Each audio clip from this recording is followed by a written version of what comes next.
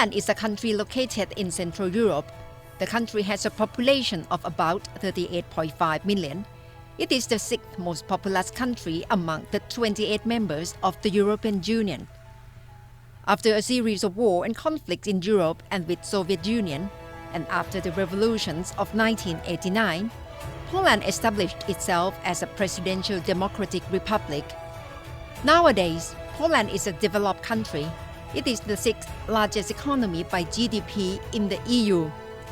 The country is in a group of high-income economy with high standards of living, education, and economic freedom. That somehow you belong to this. I asked Polish ambassador to Thailand, Waldemar Dubaniowski. This is the very nice Polish tree. I began by asking him bilateral relations between Thailand and Poland. With the Thai-Poland diplomatic relations, it officially began on 1972. Yeah. But actually it can be traced back to King Rama V of Thailand when he visited Poland. His Majesty King Rama V had a chance to visit Poland. He even wrote the letter that he liked the place when he was staying in Warsaw. It was a very nice park, palace surrounded by the green area that many Thai people knew that King Rama V had a chance visiting Poland. King Rama VI, he had a chance to study in UK. He wrote his dissertation about Poland. So it means that somehow King Rama VI must have been those days to some extent fascinated about the Polish politics, Polish position. So even back then, in the past, you can find some sort of tracks which leads to the conclusion that those days the good relation between Poland and Thailand already began. This is the truly symbol of Poland. A remarkable sculpture in the embassy is Chopin, wrote by renowned Polish composer and pianist in his era. During 1810 to 1849 of his life, he was described as a poetic genius based on a professional technique that was without equal in his generation.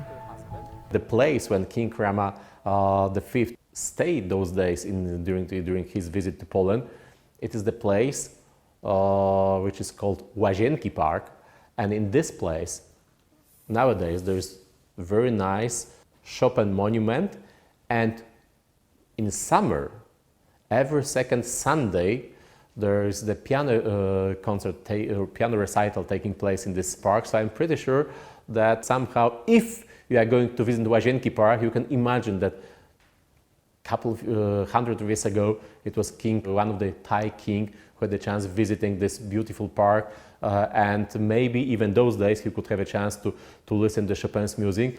What do you think is the strong ingredient of success of Poland in the past 50 years to build up a country? I know this is the combination of different factors. First of all, definitely we are very hardworking. The people in Poland belong to one of the most ambitious and most hardworking people in the world. Sometimes I remember that a lot of people used to work 10-12 hours a day, but they knew and they believe that it will pay them off. And indeed, they could have a chance to achieve a success. This is the first factor. The second factor, and very important, or equally important, is education system. Yes, I do believe that it's free education, isn't it? Generally speaking, is of course we have the combination, because of generally speaking, there's the free education, but at the same time, there are also the possibility to enter the private school. But the free public education is on a very high and good level. So if you have a chance to look at all these PISA ranking, that usually Poland is being ranked very high.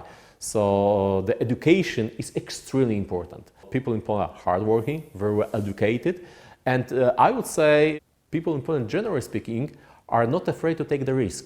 And of course, if you are not afraid to take the risk, it's usually it also pays you off.